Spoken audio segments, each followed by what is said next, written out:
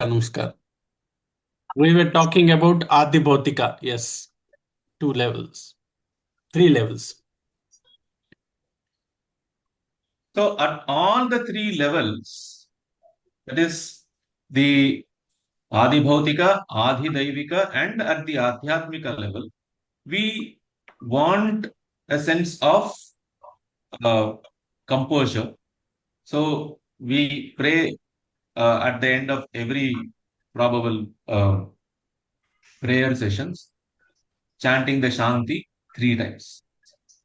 But what is the ultimate pain? The ultimate pain cannot be removed till we have realized our essential nature. So, the greatest pain is to consider oneself to be a distinct entity as a jiva. So, the removal of the jiva bhava, that is the final level at which Devi operates. And therefore, there is one very beautiful Upanishad Vakya which is Tarati Shokam Atmavidu. So, who is the one who actually goes across, no swims across? Tarati means who swims across. Who swims across the Shoka? Upanishad says Atmavit Shokam Tarati. One who has realized the true nature of oneself, he is the one who has actually gone beyond the Shoka. So, uh, he has realized himself to be someone, and therefore they position themselves at the level of the Vishoka, the previous Nama. So it is the Atmavit. So she is the one who gives the Atma Jnana because she is the Brahma Vidya. She is the Atma Vidya. She is the Shri Vidya. This is how Lalita Sahasranama gives the namas. Atma Vidya, Mahavidya, Shri Vidya. That is the order in which the namas occur at themselves.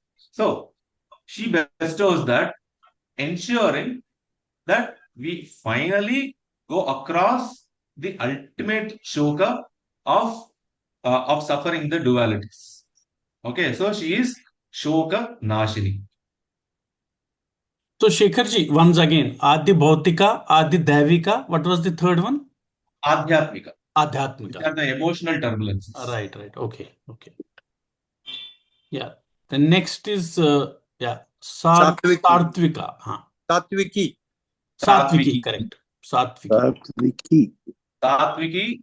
So I think the next few namas are uh, about the three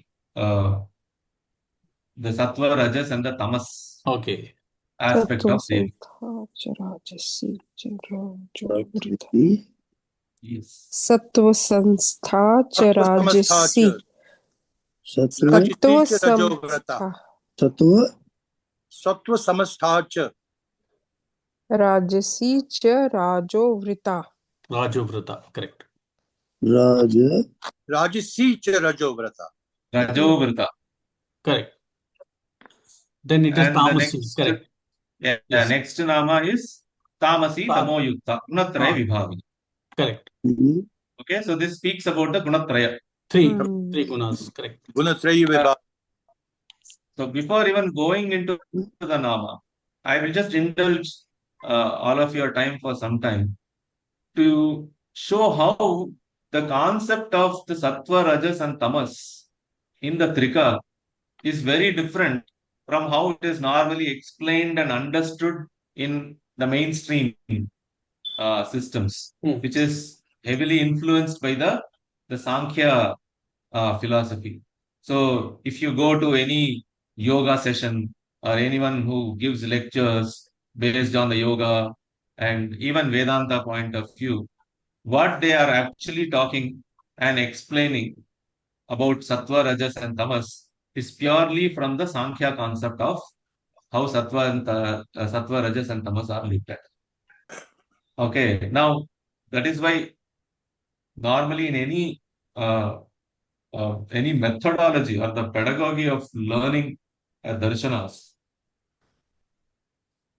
the first step will be to introduce the learners to the technical terminologies used in that particular darshan or any particular shastra. Because at times the word may be same, but how the word is understood in that particular system is vastly different from how it is looked at in different other systems. Right?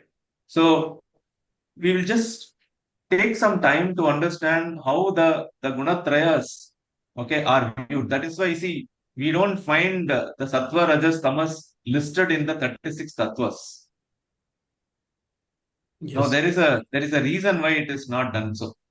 Even though Acharya Abhinav Gupta has explained the sattva, rajas, and tamas in the 8th chapter of Tantra Loka and the 9th chapter also. Okay, so how do we view sattva, rajas, and tamas? See, in our system, they are not merely some psychological categories. Okay, as the Sankhya and the Yoga presents it, and even a Vedanta presents it. They are not psychological categories. Okay, they are actually principles that pervade the structures of manifestation that is going to come up, okay, in the Atma Tattva level. See, where are they? They are positioned after the Maya. Okay, they will be positioned after the Maya, and after that you have the Atma Tattva, from where you have the manifestation, okay, going full blown. All right, so in our system, they are principles of how the pervasion takes place. Okay, so that pervades the other manifested structures. There is a very beautiful analogy that Acharya Abhinav Gupta uses. He compares it with a kapala. Okay, kapala is a shred. Okay, so he says the upper layer of the kapala is the sattva. The lower layer is the tamas, and the structure, the kapala structure itself, is the rajas. All right, kapala does not mean skull. Okay, kapala is normally a pot shred is also a kapala. So that which the pots which were used to cover, right? So if you have to imagine it like that, the upper structure is compared with sattva, the lower is compared with tamas, and the structure itself is the rajas. So what does it? What is this particular analogy trying, or what is Acharya Abhinav Gupta trying to tell us using this analogy?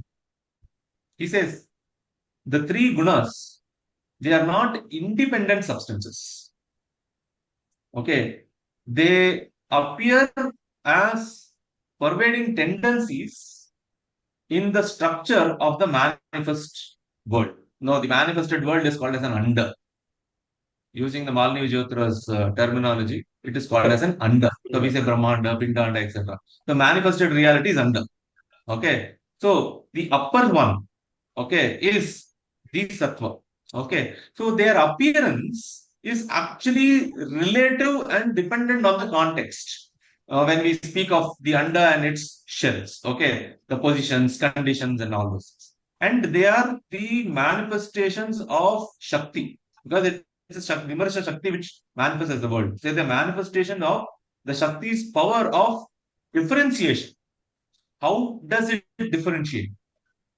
Okay, and they are not some separate principles, okay, who come and mix together in certain proportions and bring forth manifestation. No, that's not how we look at the three this thing. So the sattva is the highest layer, or the upper shell, or the region above the kapala or the shell, in the sense of, not in the sense of how we normally understand as purity. Sattva is purity, lightness. No, that's not how it is. Okay, but it is the aspect of manifestation which is closest to the awareness, closest to the illumination. Okay, because you have to remember, right above it is the Shiva Tattva. Okay, because the Vidya Tattva is nothing but the wheels. All right, so it is closest to awareness. So the phenomenon that we call as sattva in Trika is not the moral categorization, okay, of purity and all those things there. And Rajas is that hard shell. Okay, this is the one which is going to give shape to the manifestation, the geometry of the manifestation, the conditions. Okay, it is going to put conditions of for the manifestation. So that is why it is equated with dynamism, okay, or movement, okay, and giving the field for the Shakti to manifest herself. And Tamas is that which is the tendency towards concealment.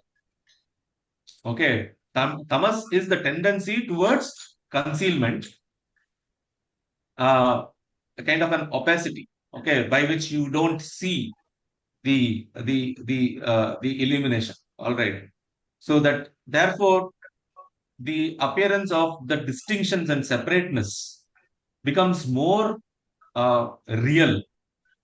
Okay, for an experient.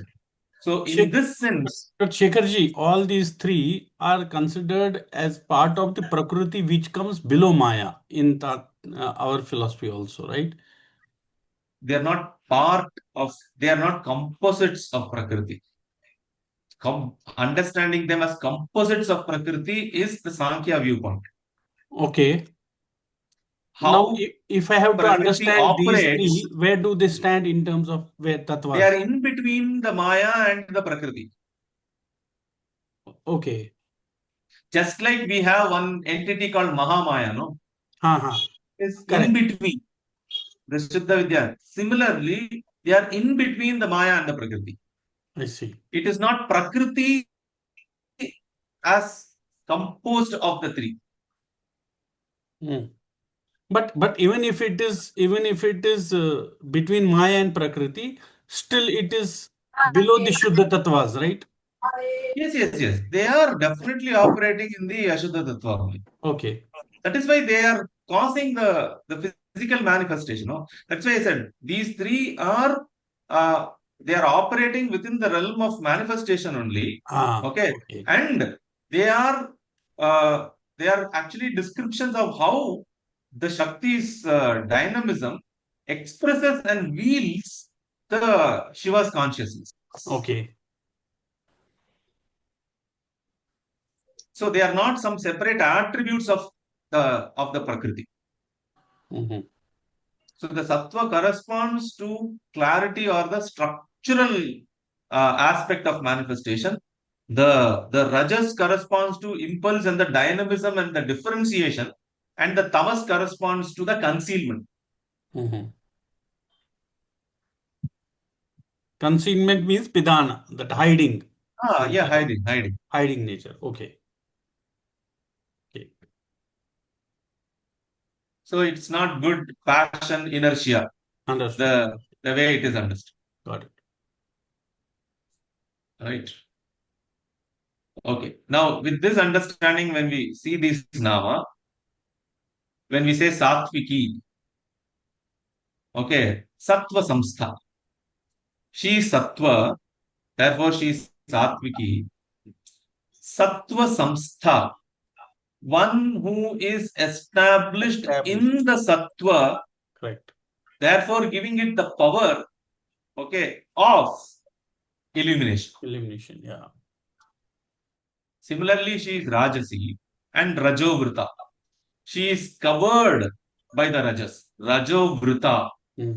Okay, so sattva samstha, established in sattva. When it came to raja, the Sahasranama used the word avrita, no covering. Exactly. Correct. This is Yes. the analogy of the anda, the shell comes here. So rajovrita, tamasi, tamo yukta. Yukta means being endowed with tamas. Full with tamas. Okay, so the tamas becomes an factor, okay, by which everything appears distinct and separate.